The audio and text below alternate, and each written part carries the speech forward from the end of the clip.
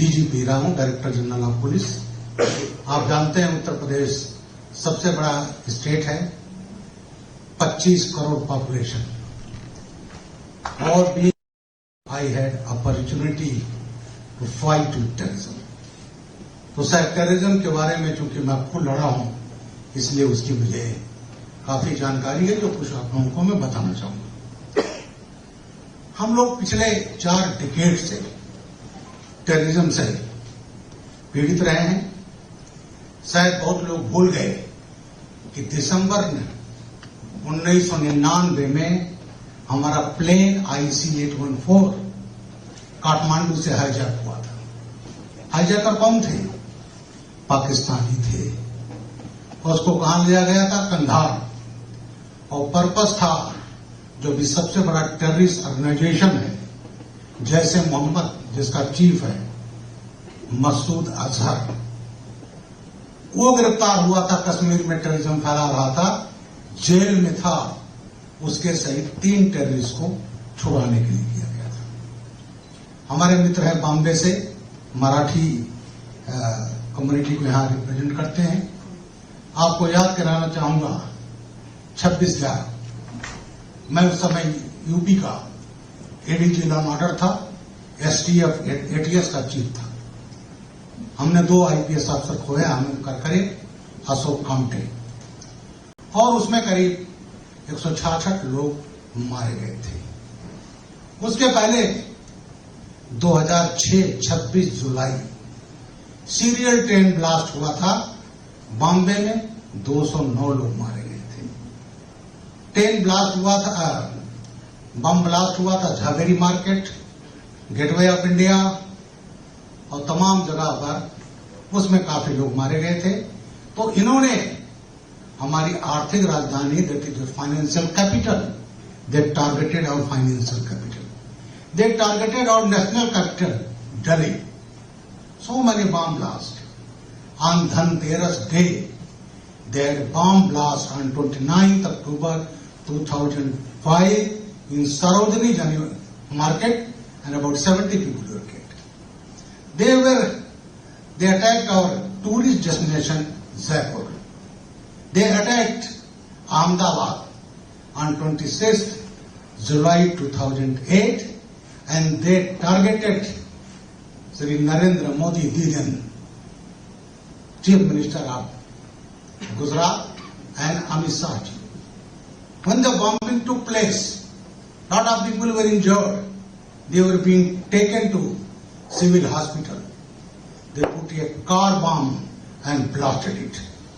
28 people died instantly.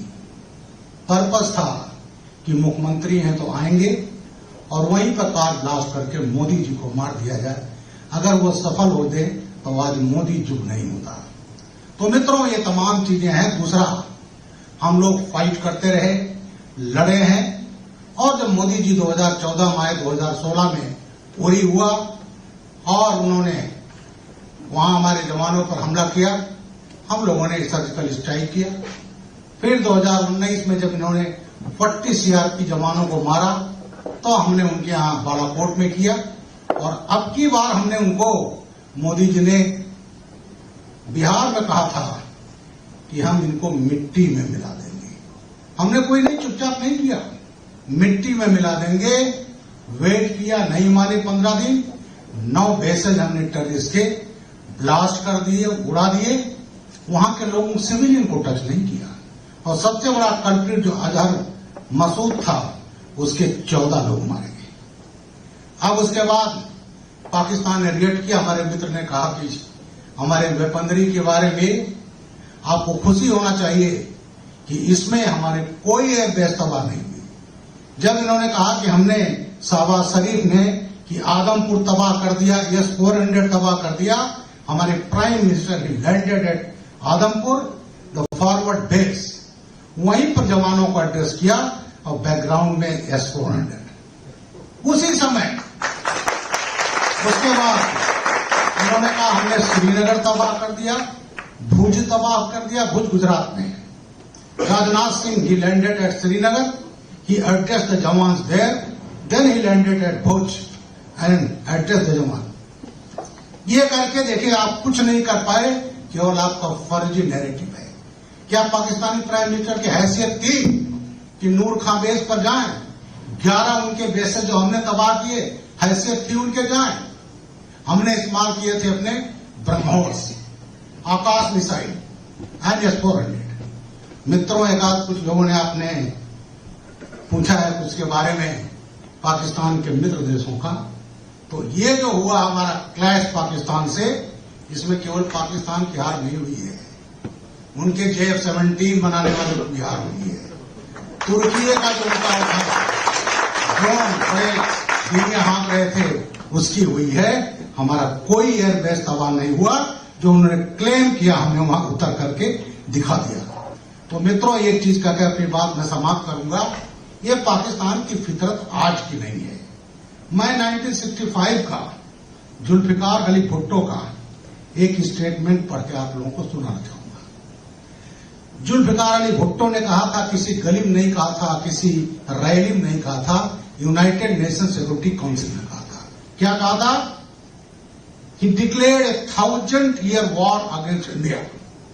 In a 65 speech to the UN Security Council, Bhutto plans for 1971 war, including separating our East Punjab into a separate Khalistan.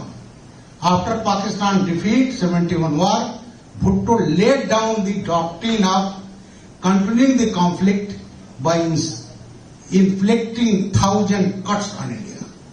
मित्रों, उन्होंने कहा कि हम हजारों साल लड़ते रहेंगे और इंडिया को हम 1,000 कट्स देंगे। सीधे तो लड़ नहीं सकते। I will ensure breed India. तो ये उनकी प्लानिंग है और ये रही है, जिसका हमने बिफिटिंग रिप्लाई दिया है।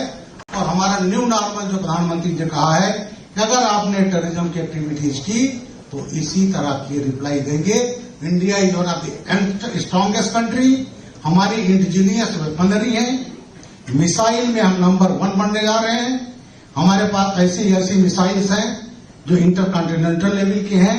पाकिस्तान हमारे लिए कुछ नहीं है, लेकिन अगर उन्होंने हरकत की, उनको आपकी समझ जाना चाहिए, तो हम रिप्लाई देने के लिए सक्षम हैं। आप लोगों को इसमें प्रसन्नता होनी चाहिए। आपने कहा वार क्यों किया? हमारा टारगेट 2007 तक फुल्ली डेवलप्ड। हम इस समय 4 डेवलप्ड नेशन हैं।